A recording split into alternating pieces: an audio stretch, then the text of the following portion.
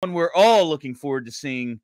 It's Philadelphia's #1 hockey beat reporter. It is Charlie O'Connor coming to us live from the Climate Pledge Arena in Seattle. I can talk tonight. You got this. Yeah. Charlie, how you doing? Doing okay. What's up, a little bit of a weird game. I'm curious to hear what your guys' thoughts were on it. So it was a strange one. It was really strange. It was another shot. This whole trip, I mean, it's the Flyers. Nothing's ever normal. But this trip has been pretty odd. We have to start with Ivan Fedotov. He is the #1 story tonight, Chuck. Listen, I thought especially a couple of the second period goals late, it was like the defense is nowhere to be found. But, I mean, 2 distant shots that beat him 5-hole, a rebound that I'm not even calling a rebound. It was a fumble. Like, he had it and then dropped it. It didn't bounce off of him. His leash is going to be longer than 2 games, but do you even see anything to build on for Fedotov? This was a worse game than game 1. Yeah. So if you're asking, do I see anything to build on? Not really, because I did see things that he could build on in game 1. And by game 1, I mean game 2, the second game of the year. I thought there were things in game 2 that he could build on. Yeah, you know, he didn't get off to the greatest start, gives up a weak goal in the second goal of that game. But then I thought in the second half, it was pretty good. Made some big stops, you know, had some athletic saves, used his size well. And I thought, okay, not the greatest debut, but there's something to build on. This is one where, let me put it this way. If Fedotov was an established NHL goalie that we knew was good, I would say throw this one in the trash, never think about it again. It was just a bad game. The problem is that he doesn't have an established track record of us knowing he's an NHL caliber goalie. So you can't really say just throw it in the trash, because like this could just be him. We don't know. We don't have any track record to judge him on other than what we've seen him in. And really, aside from that one game he came in relief, the very first game at the end of last season, this is more or less who he's been. Now, this was probably his worst of, I would say. Well, there was that one game last year that was real bad, the one game he started. So maybe it wasn't quite that bad. But I agree. I agree that the 4th and 5th goals, I don't think you can put on him.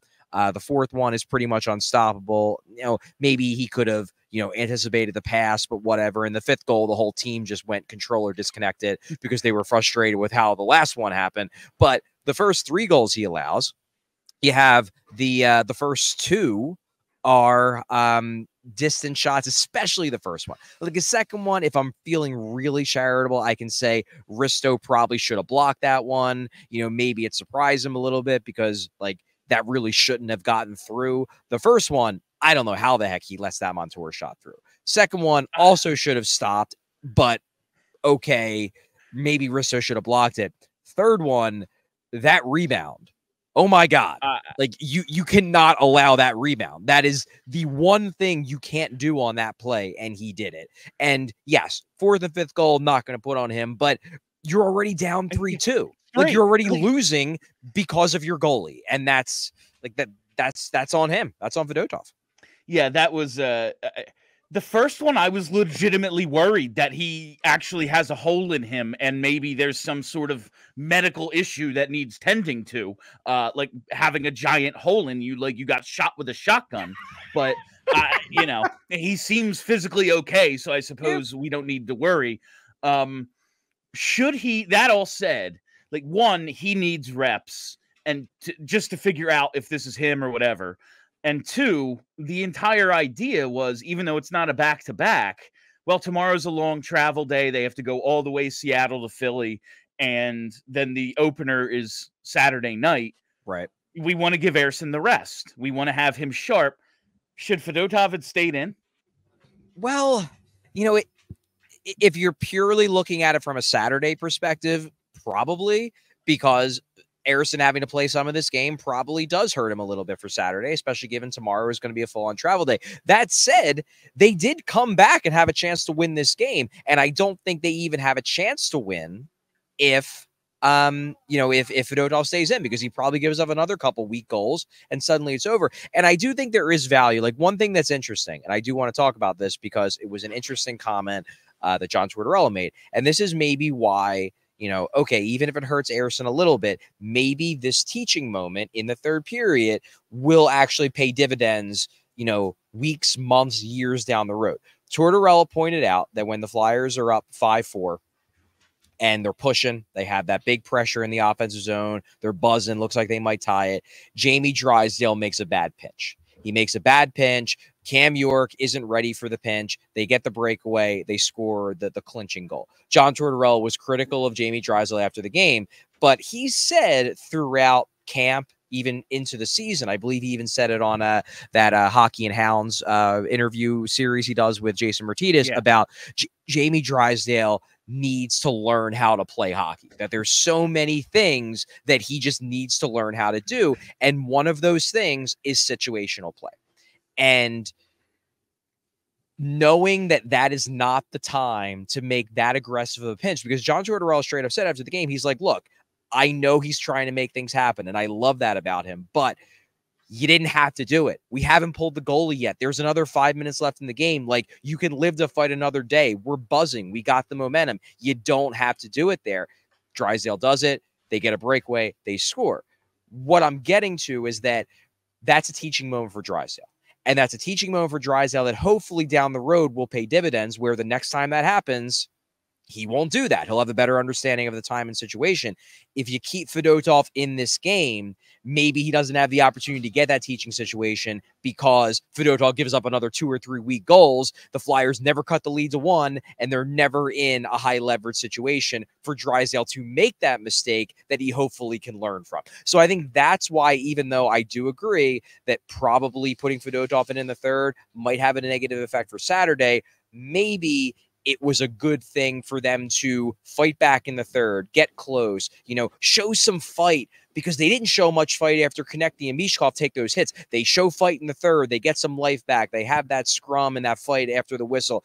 You're able to come away from this road trip feeling a bit better. Still not great, because this is a bummer of a loss, but you can feel a little bit better. Whereas if you keep Fedotov in, he gives up another 3 weak goals and you lose 7-2, then that flight back just sucks. Instead, you at least got something out of this game. So that's why I see where you're coming from, but I still think it was the right move to pull Fedotov, because you got something out of the third period because you put Harrison in, who can actually stop a puck. Yeah, leaving Fedotov in makes it a fake game. That makes it like I've talked so much about, like, when they're playing pointless minutes. I guess that makes minutes, and at least there was something to look at. Like, okay, the third period film, why even look at it? It was nothing. Since you mentioned it, was there any talk amongst the players or from the coach about the lack of response to the what looked like a board on Mish and maybe a high hit on TK? Did anyone mention these things? Not really. I think the general consensus from the players is that the third period was their pushback, and obviously they have that big scrum / fight. Mm-hmm. If anything, I think that the TK one in particular, I think players were a little bit more concerned about Konechny than they were about, like, immediately fighting the other team. Mm-hmm.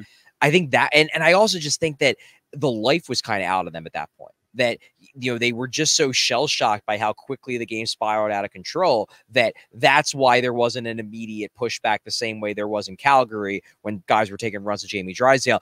If I didn't see the third period, I didn't see them, because clearly they got a talking to in that period, or they just talk to each other and are just like, this is unacceptable. We need more fight. If I didn't see that in the third, I'd be more concerned.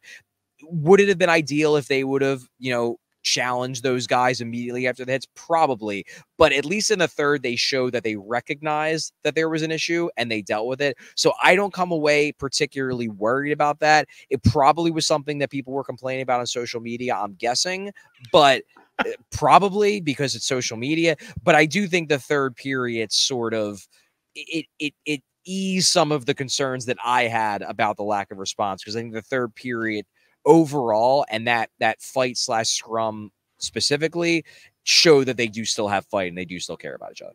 All right, Charlie. Owen Tippett. Okay. 16 shot attempts, 4 on net, 8 blocked, 4 misses. William, he's doing it again. This is 60, a quarter of your shot attempts are missing the net. He came in 9 for 21. His percentage is going to go way down after this. And granted, listen, it's 4 games. It has been a really weird start to the season with the way these games have played out, the trip itself, all of it. But what the hell? Why can't Owen Tippett find the net with a GPS?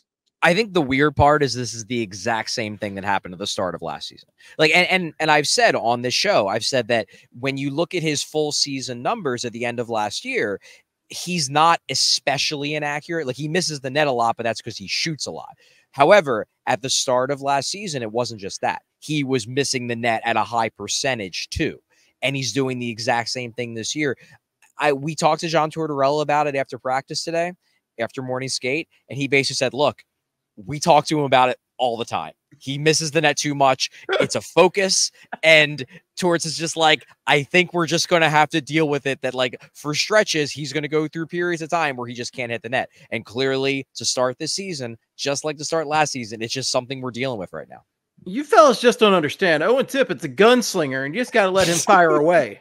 No, it really is like the Brett Favre of like, yeah, man. That's what I was going for. Sometimes he's going to have a season with 26 interceptions. Like but he's going to have 50 touchdowns. So I guess you just have to deal with it. Yeah, like, exactly. I've never seen anything like this. 16 attempts, 4 on net. That has to be some kind of record. You have to calibrate your Owen Tippett before you use it. Was Charlie, I don't want to keep you too long. It's the end of a long trip. We all just want to get the hell out of here. I actually am impressed because it seemed after the second period, this was getaway day for the Flyers, and they did fight back. So I am impressed with that. Was there anything really funny, or were there any good Torts lines tonight, or anything that really caught your eye? Not really. I did think it was interesting. So I specifically asked John Tortorella about Fedotov, and Tortorella's response was, I'm not going to talk about Feds right now. So, I mean, he didn't throw him under the bus. Like, he made it clear that, like, he wasn't going to do that. Yeah. But, like, after game 1, when he was asked about Fedotov, he was like, I think for the first game, he was okay. After this game, it was basically no comment. It's knowing yourself. Like, yeah. If I say anything, I'm going to have to apologize tomorrow. Exactly. And I don't want to have to do that again. So, you know what? We're just not going to talk. And we're just not going to say anything. I appreciate the maturity from a coach who can be, like, for someone who has to really try to think about what he's saying sometimes, I appreciate someone having the restraint, quite honestly. Do we even want to do 3 stars tonight, Charlie? Yeah, I can do 3 stars. You should muster some stars. It's time for Charlie O'Connor's 3 stars of the game. Let's start with star number 3. Star number 3, I'm going to go with Scott Laughton because, you know what? He scored 2 goals. He had a great first period. Honestly, that line was good for the game. That fourth line had a good game. Of course they were. I criticized the decision to start them. And so everyone on social media, oh, that aged well. I'm like, well, their first shift, they got hemmed in immediately. So, but then they scored a bunch of goals. I mean, when your team scores 4 goals and you give up 6 goals and you still come out +3, you had a pretty good game. Pretty good game. So I would say I'll give that one to Scott Laughton. You know, second star, I think, and this is tough because the weird part about this game for the Kraken is that while the Kraken very much deserved to win this game, and let's make this clear. I know we spent a lot of time talking about Ivan Fedotov, and he was not good. The Flyers did not deserve to win this game. The Kraken were the better team. They outshot them. They outchanced them. This was a deserved loss. It was just also Ivan Fedotov wasn't good. That said, it wasn't like there was any one guy on the Kraken that was great. It was just that everyone was good, which is kind of their MO. Like even Ryan Poehling said after the game, like they're just an all-around solid team. And that's exactly what they were. So it makes it a little bit tough to pick out individual guys.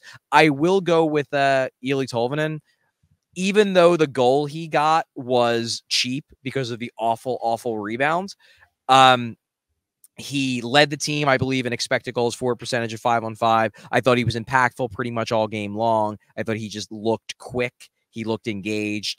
And then to me, that goal was less about like, yes, he got lucky, but it's kind of like you earn your own luck. He was having a good game and he gets rewarded for his good game by getting a gift goal. So I'll give Eeli Tolvanen my number 2 star. His revenge for the 2017 draft where the Flyers passed on him despite his name showing up on the screen when they actually drafted Morgan Frost. All right. And star number 1, Chuck. Star number 1. I mean, and again, this is more or less just a stand-in for the entire team. But I'll go Jared McCann. I mean, he's obviously one of their best players. He's finished with a goal, 3 points or 2 assists. Jared McCann, first star. But again, this is more like first star is just the Kraken. Unless you want to be mean and say first star was Ivan Fedotov for the Kraken. He gets points in the Toyota standings, but for Seattle. All right, all right, Charlie. I will talk to you. Oh, Saturday. Post game, I will see. Oh, you then. I'm off on Saturday, so no, you will not talk to me on You're Saturday. Off Saturday. Going to a wedding. Got to find someone else, I guess. All right, Charlie. All right, I'll talk to you Monday then, or whenever the hell we're doing our show next. Have a safe flight home. Enjoy that wedding. You've certainly earned it, my friend.